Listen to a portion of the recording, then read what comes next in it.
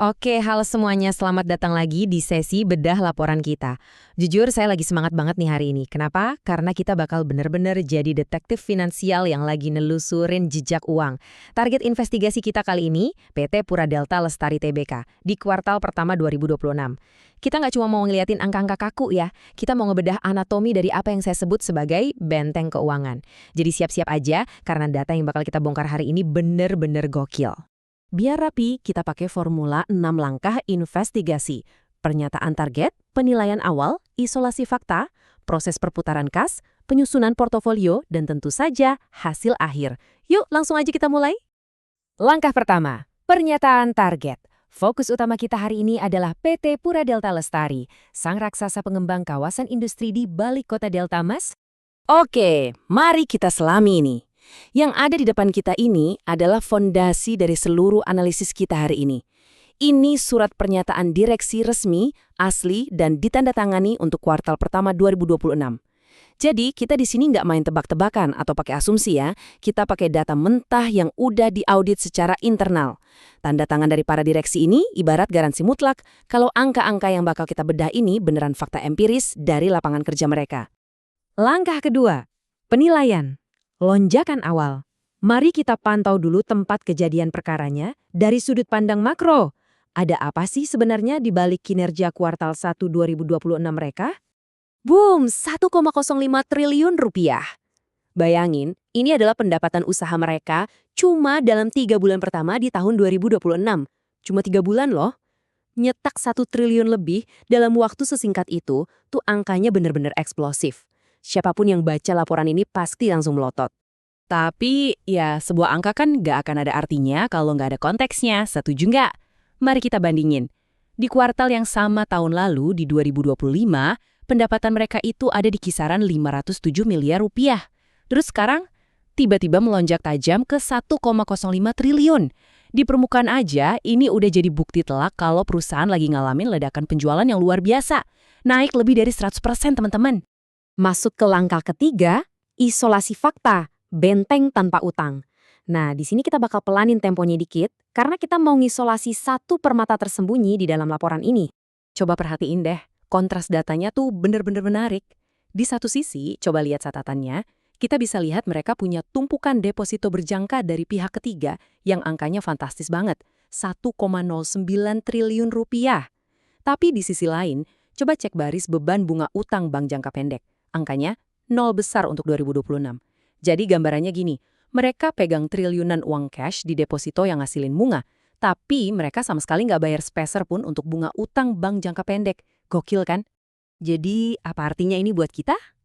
Realitas likuiditas Pura Delta ini benar-benar bikin geleng-geleng kepala.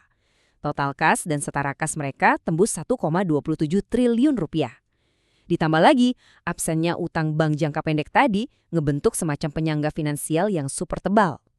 Buat bisnis properti yang biasanya butuh modal gede, punya struktur likuiditas secerdik ini tuh artinya profil resiko mereka benar-benar rendah. Mereka ibaratnya kebal banget dari naik turunnya suku bunga kredit jangka pendek di luar sana.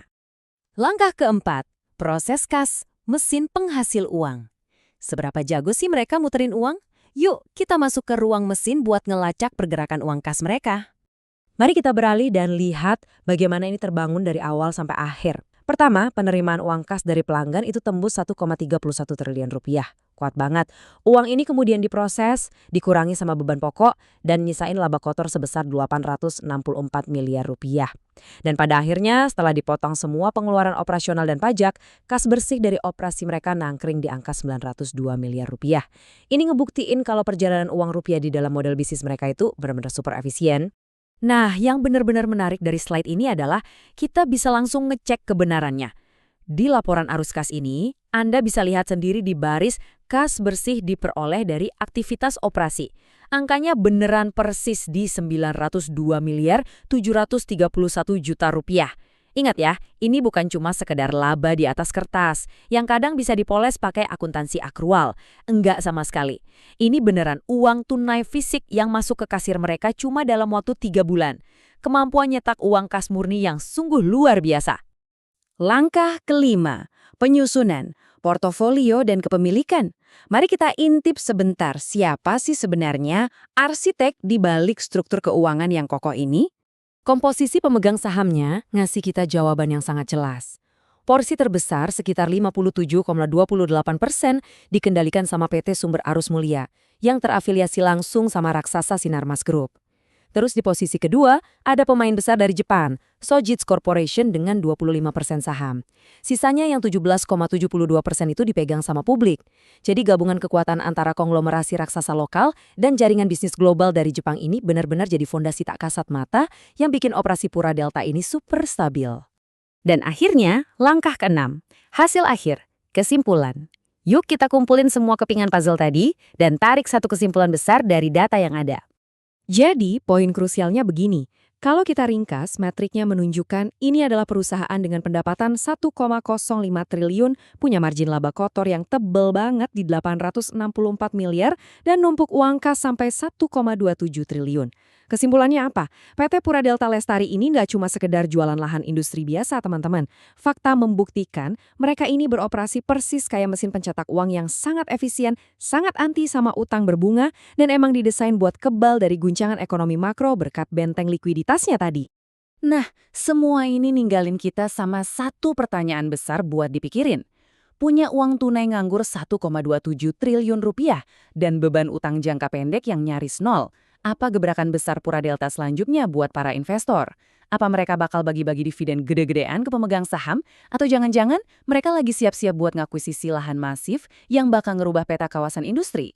Kalau soal masa lalu dan hari ini, data udah bicara dengan sangat jelas. Tapi soal masa depan, nah, itu misteri yang benar-benar layak buat kita pantengin terus. Oke, sekian dulu sesi bedah laporan kita kali ini.